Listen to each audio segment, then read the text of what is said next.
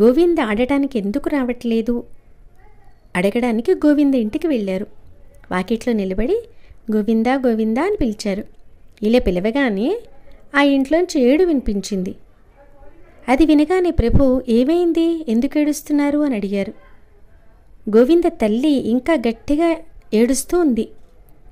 4-5 రోజుల నుంచి జ్వరంతో బాధపడుతూ గోవింద మరణించాడని ఎవరో ప్రభువుకు చెప్పారు. ప్రభు గోవింద తల్లి దగ్గరికి వెళ్ళి, తల్లి నీవు ఊరికే ఏడవకు, గోవింద చనిపోలేదు. నీవొకసారి గట్టిగా పిలు, వాడు లేచి కూర్చుంటాడు.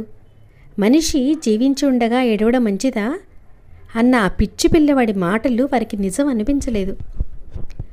వాళ్ళంతా గోవింద చనిపోయాడని అంత్యక్రియలకు తయారు చేశారు. గోవింద తల్లికి మాత్రం ప్రభువుపై పూర్తి విశ్వాసం ఉండేది. అప్పుడు ఆమె, గోవిందా లేవ్, ఎంతసేపు పడుకుంటావు, నిన్ను